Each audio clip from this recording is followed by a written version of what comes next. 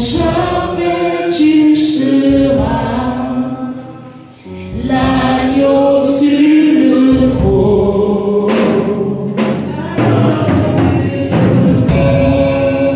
Je fléchis mes genoux, je fléchis mes genoux.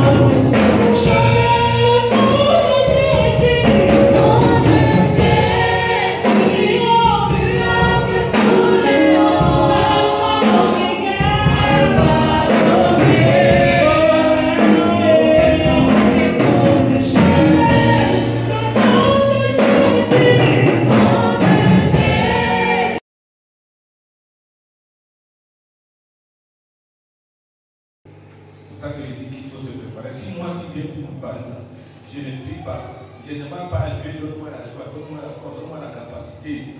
Pour que je puisse, donne-moi même ce que j'ai dit au peuple de Dieu. C'est comme ça. Il faut demander à Dieu, demander. Vous n'avez pas encore demandé. Il faut demander.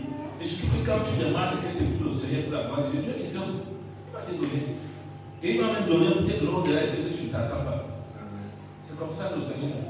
Donc nous devons apprendre à marcher, à avancer, à grandir avec le Seigneur.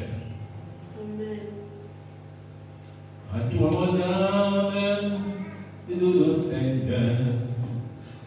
Et tout ce qui est dans ma vie, nous sommes saints. À toi mon âme, nous le Seigneur. Et n'oublie pas tous ces bienfaits. Oh, oh, oh, mon âme, nous le Seigneur.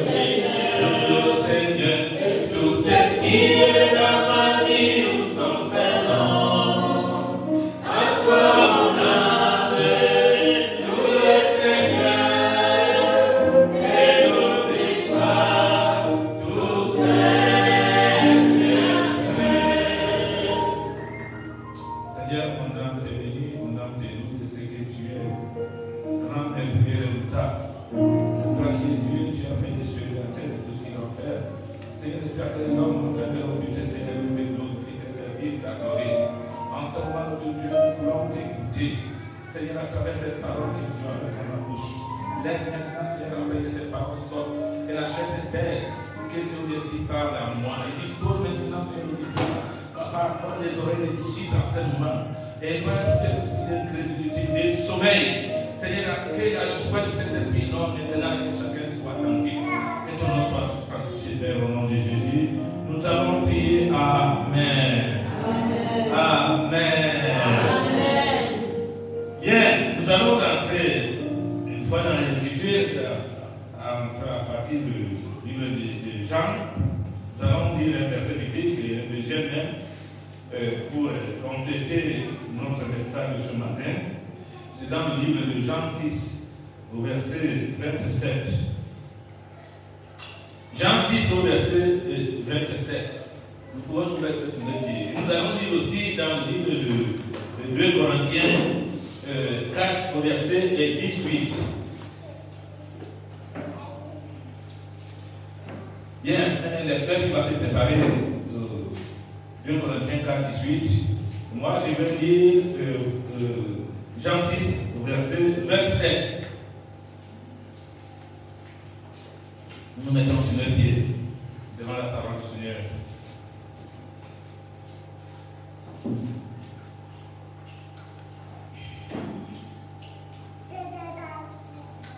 Il nous dit, travaillez non pour la nourriture qui périt, mais pour celle qui subsiste pour la vie éternelle. Et que le Fils de l'homme vous donnera. Car c'est lui que le Père, que Dieu a marqué de son sceau. 2 Corinthiens 4, 18. 2 Corinthiens 4, 18. Je lis dans la version suivante. Et nous ne portons pas notre attention sur les choses visibles, mais sur les réalités encore invisibles. Car les réalités visibles ne durent qu'un instant, qu'un temps, mais les invisibles demeurent éternellement. Amen. Amen. Parole du Seigneur, que Dieu vous bénisse. Asseyons-nous.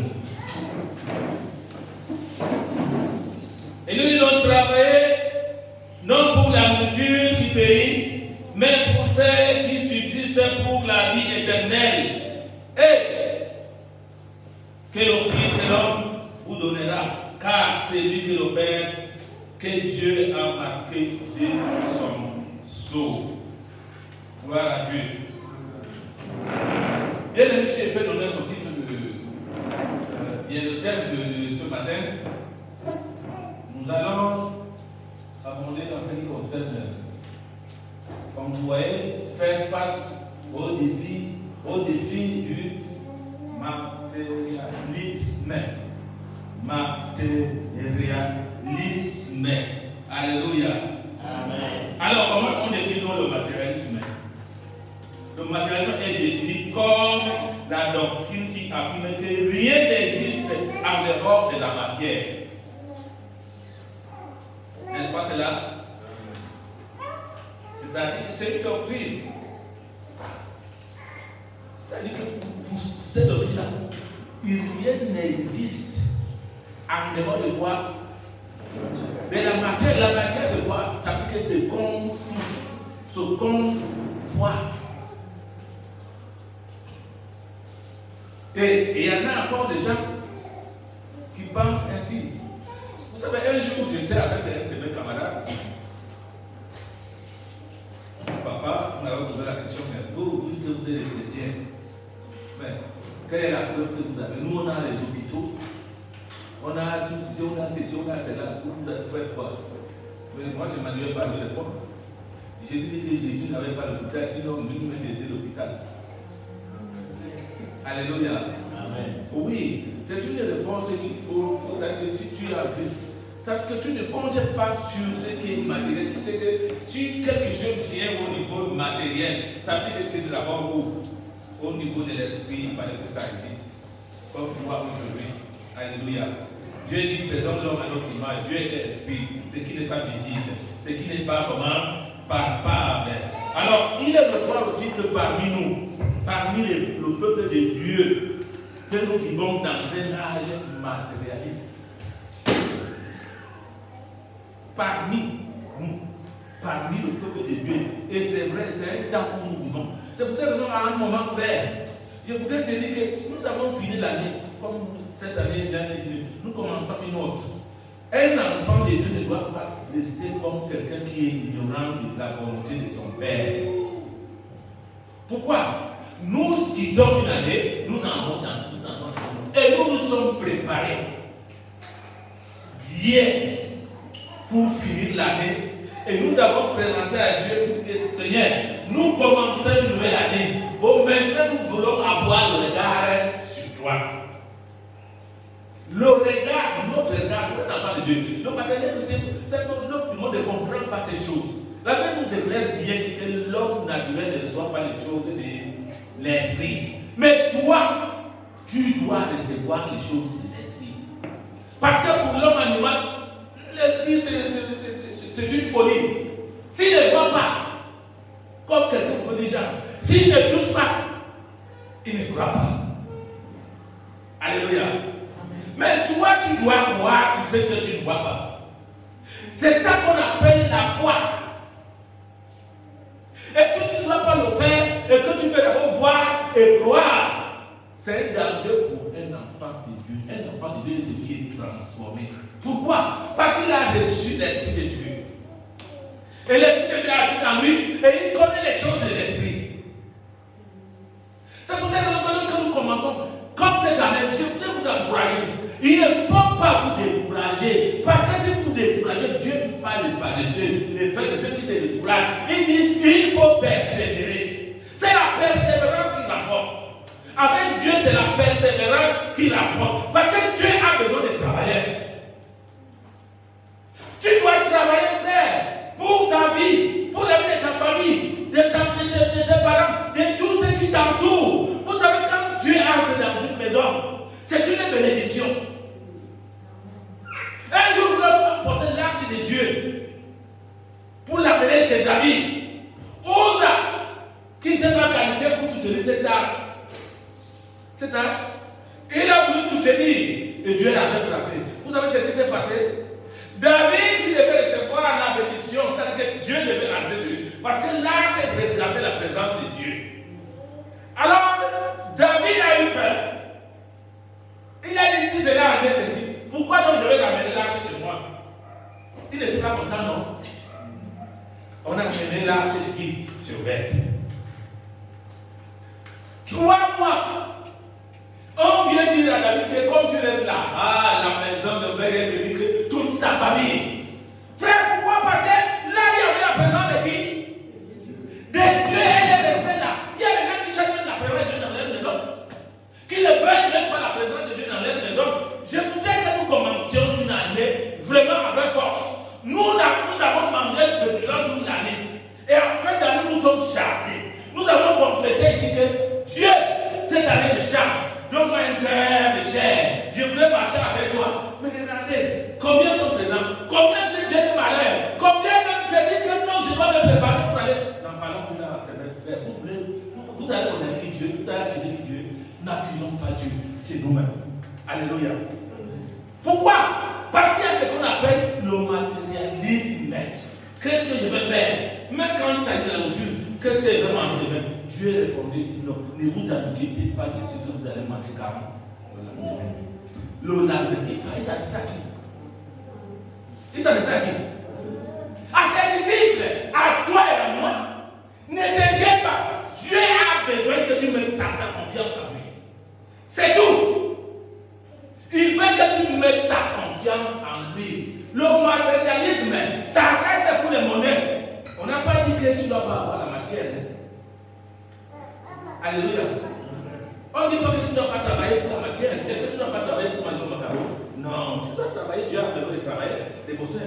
Mais ce qu'il a, il a besoin que chacun comprenne quelle est la profondeur de son amour pour nous et les choses qu'il a disposées, les meilleures choses. Seigneur, pour grandir ton cœur, pour mettre la paix en toi, l'assurance que même si c'est comment aujourd'hui, le lendemain sera meilleur. Parce qu'il change les situations. Quand ça ne va pas aujourd'hui, tu pries, il va changer le lendemain. C'est pour ça qu'il dit que le lendemain ne t'appartient pas, tu ne sais même pas si demain, là où tu iras. Mais tu es seul. Et si la personne ne t'attend demain, il sait que la personne t'attend, mais c'est quand tu es avec lui que Dieu va te révéler qu'il y a quelque chose qui t'attend. C'est pour s'écarter de ce danger. Ou alors lui-même combat. D'ailleurs, même si il est dans ton sommeil, il prie pour toi. C'est-à-dire quoi? L'esprit qui est en toi intercède. Vous ne voyez pas que tu as préparé tout faire. Et nous devons donc nous appliquer à être fidèles, à être engagés avec lui. Parce que même dans le monde, même les humains entièrement, l'état d'esprit est orienté toujours vers la recherche de plaisir et de satisfaction comment matériel. Dans le monde, c'est comme ça. Ils passent tout le temps. Moi, je connais les gens, d'abord, nous connaissons, qui sont, tous les jours, ils sont au travail. C'est au champ, en bout, c'est grave. Tous les jours, ils sont au champ. Le dimanche, il est à 6 heures, il est déjà au champ. Mais je vais te dire que ces gens-là demeurent plus pauvres. Malgré ce qu'ils vont récolter, ils ne sont jamais passagers. C'est la vérité, frère. C'est la vérité qui peut être exotique. Ne regarde pas ces choses-là toujours. C'est que tu dois regarder. Ton regard doit être fixé sur Jésus-Christ. Qu'est-ce qu'il veut pour toi? Il veut ton bonheur. Et je ne veux pas que cette année commence à croire dans la nonchalance. Tu fais comme si tu vois, comme tu dis. Non. Je te dis que frère, même quand tu vas devenir le chrétien, tu vas aller pour rendre le Seigneur va vraiment parler. Parfois, le diable peut te tenter, non? Il te donne une petite maladie. Ou alors il t'amène quelqu'un qui vient te dire que tu n'as pas vu les trucs, il te dit que maman, pour le salut, il vient même le jour que tu vas aller à la réunion. Tu dis, bon, ça fait bien, tu veux, il a la réunion de l'autre jour. Non, il t'a trompé. C'est une petite épreuve. Tu n'as pas pu surmonter cette épreuve-là, c'est petit comme ça. Mais tu n'as pas pu comprendre que non, ça, Dieu voulait t'essayer. C'est une épreuve. Dieu a arrêté. Dieu te voit, non. Dieu te voit, non. Il sait que même tu as arrivé avec lui ici, non. Il connaît. Quelque chose vient comme ça. C'est une épreuve. Et Dieu fait des épreuves selon le niveau de la spiritualité de chacun. Et il veut que si aujourd'hui tu as tenté de demander, pourquoi si toi-même tu grandis, Dieu a besoin de te voir grandir. Et même cette année, il a besoin de te voir grandir. Il veut que tu changes. Que tu mettes confiance en lui. Change. Les gens où tu veux accepter, tu dis que non, aujourd'hui, on ne dit pas que tu ne dois pas. En dehors que ce soit quelque chose qui te tient pour tu peux aller. Certaines choses, tu n'as pas moins de. Il dit que bon, tu vas t'excuser. Là, c'est autre chose. Ça, là, c'est la force majeure. En cas de force majeure. Mais quand il faut faire face au défi, ne pas faire face au défi de quoi? Tu vois, c'est un défi que tu donnes. Que ce n'est pas ça qui va m'emporter. La première chose qui doit m'emporter, c'est mon Seigneur. C'est Christ. Alléluia. C'est un défi, parce que c'est un défi. Vous savez, Dieu n'est pas lâche. Dieu est celui qui était bon. Si tu dis bon, comme ça, il bon, on va voir. N'est-ce pas? S'il était un homme qui était qui avait fini, le diable nous voit. Et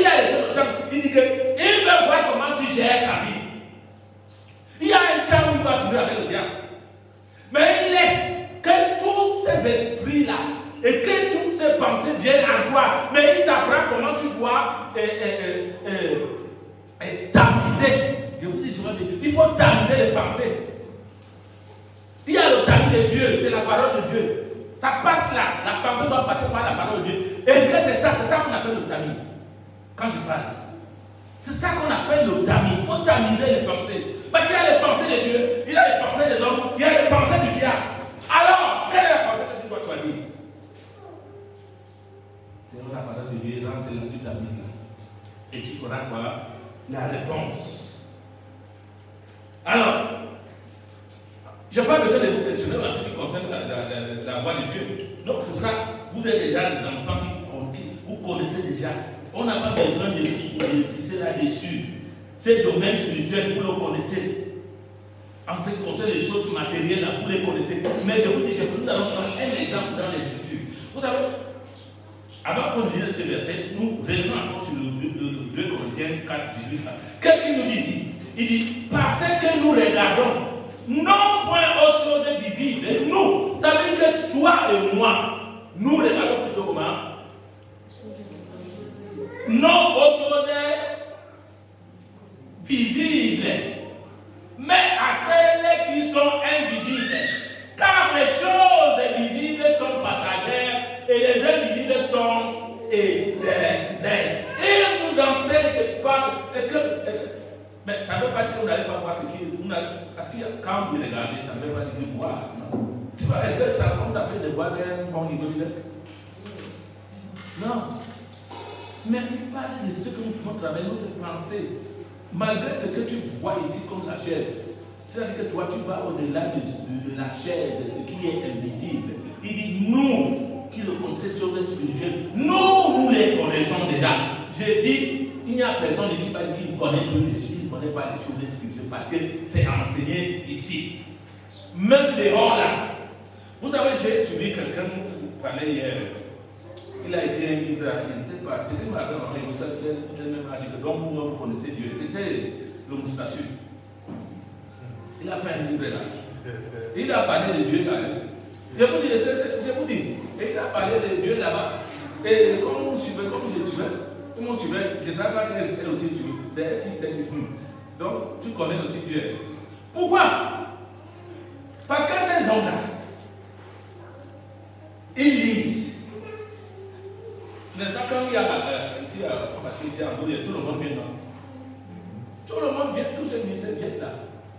Tous ces gens qui sont aussi élevés là, en dignité, ils viennent là et ils écoutent la parole. Parce qu'ils n'écoutent pas. Ils la lisent, mais il y a une chose, c'est qu'ils ne la comprennent pas.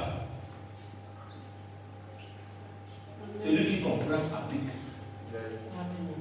Vous entendez? C'est pour ça que je dis que vous aurez même les yeux, vous n'allez pas voir. Vous aurez les oreilles, ça vous voit comment? Attendre. C'est le genre là. Ils ne comprennent pas.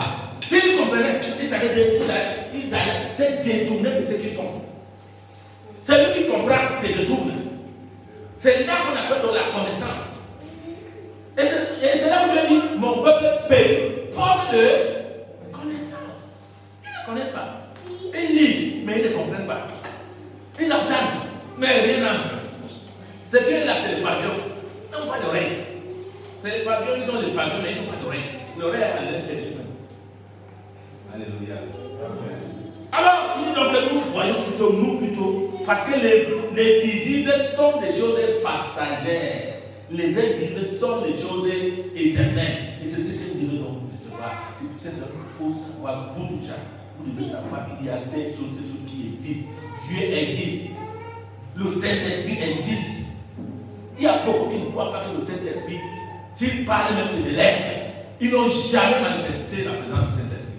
Oui. Ils n'ont jamais manifesté la présence du Saint-Esprit dans leur pays. C'est les qui lisent.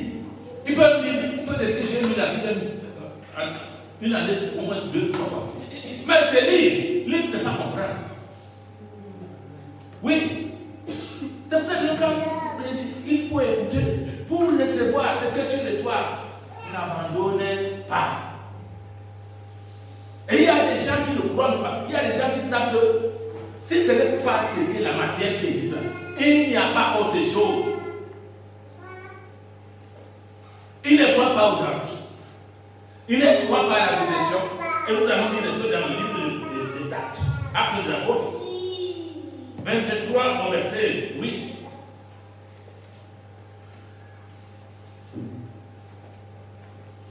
Actes des Apôtres. 23 au verset 8. Qu'est-ce qu'il dit? Il dit, car, suivez-moi, laissez, je ne vous permets pas de lire dans votre portable. Regardez-moi, c'est moi que vous devez regarder, parce que si vous me regardez, moi, je vous vois. Alléluia. Il dit, car les Sadducéens disaient qu'il n'y a point de résurrection, et qu'il n'existe ni ange, ni esprit. Vous avez entendu, non? C'est dit là-bas. Il ne croit pas. Il ne croit pas qu'il existe la résurrection. Ce qui fait que si tu parles de la résurrection lui-même, il va te regarder comme ça, toi tu sors d'où? Il y a des gens qui sont seulement matériels. Il n'y a pas autre chose. Ils savent qu'en dehors de la matière, il n'y a pas autre chose. Mais frère, pour toi, ce n'est pas ça. Et c'est ça que je dis, une sorte que l'année, si frère, tu tiens là. Il ne s'agit pas de donner les enseignements ici toute l'année et que l'année finit pour recommencer et que tu n'as rien gardé et que tu n'as pas changé et que tu n'as même pas avancé avec le Seigneur. Dieu a besoin des gens qui avancent. Alléluia. Même quand tu te retrouves dans le désert, sache que tu marches avec Dieu. Les gens qui marchaient dans le désert, comme Moïse disait là, ils savent qu'ils marchent avec Dieu. Mais ils souffraient non. Ils ne souffraient pas. Ils souffraient même l'autre là, ils ne voyaient pas. Ils disaient que Moïse, toi tu t'avais, c'est pour venir mourir avec nos enfants. Ils pensaient au mains de concombre, de la viande qu'ils mangeaient là-bas quand ils étaient esclaves. C'est une façon, Dieu vous sort de l'esclavage, des liens du malin, du doute, mais pour dire que marchez avec moi. Tenez ferme.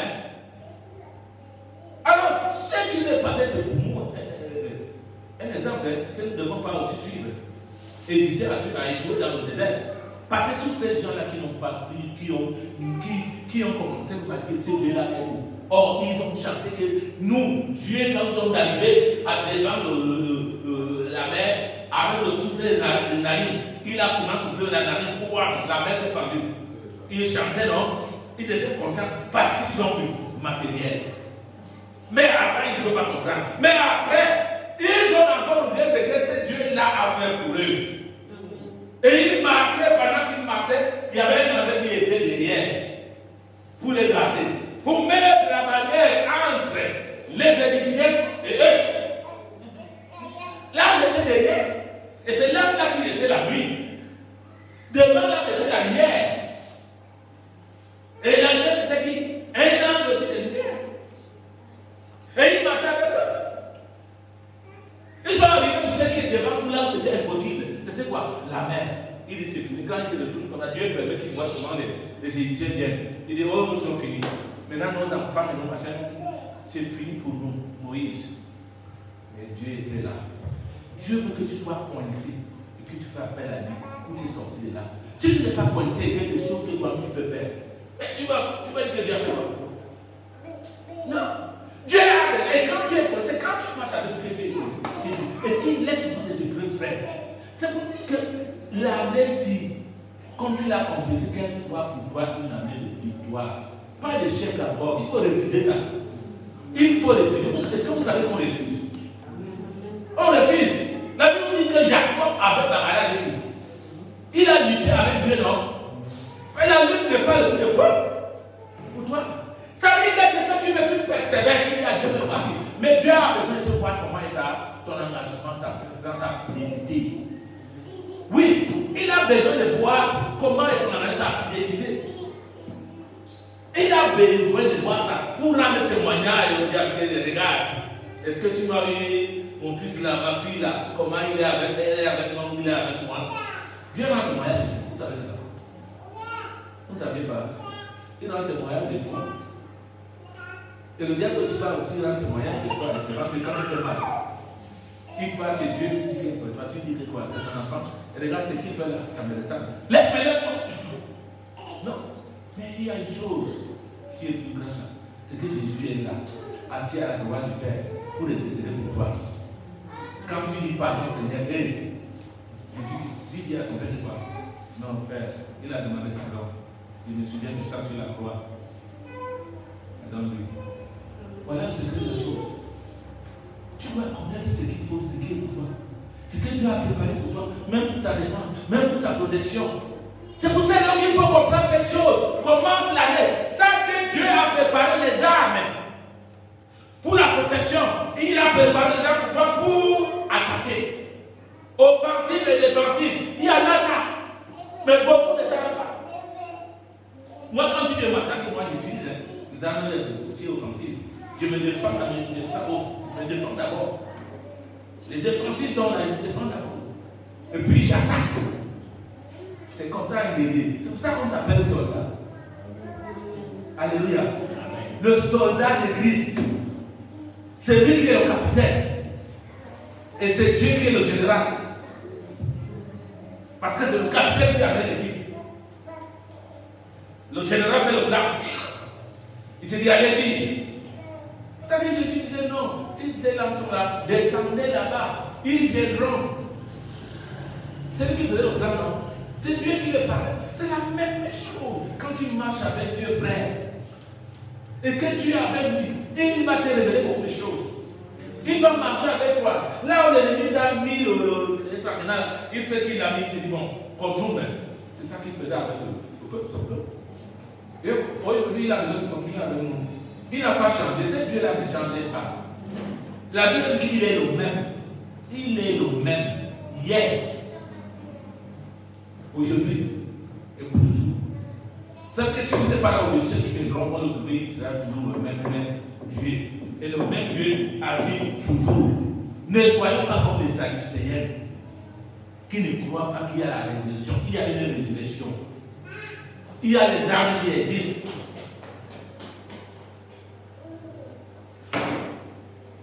Vous connaissez la main des chrétiens que Dieu a mis son service. Il s'appelle qui? L'ange que Dieu a mis au service de ses enfants. Il s'appelle qui? Hein? Michel, c'est le chef des armées. Ce n'est pas lui, c'est qui? Gabriel.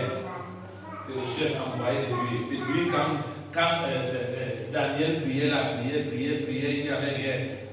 Mais il continue à prier, Dieu dit mais comment? L'homme, si le message il est envoyé, il avait envoyé qui? C'est Gabriel. Le chef des armées, lui, il est venu en aide seulement quand c'était chaud. Alléluia. Les anges sont les messagers de Dieu. C'est pour ça que vous entendez que dans le livre, il fait le vent, c'est messager. Même le vent t'amène la nouvelle. Amen. Le vent t'amène la nouvelle. Il disait dans le livre que quand le vent m'amène la nouvelle, il trouve ma centrale. Un vent différent des autres vents que les sentent. Le chef me dit, mais qu'est-ce qui se passe? Il me dit, attention, on va te voler. Oui! Quand le volet était ici, non? Il s'était un bateau. Je vais me retourner ici, j'avais même l'argent.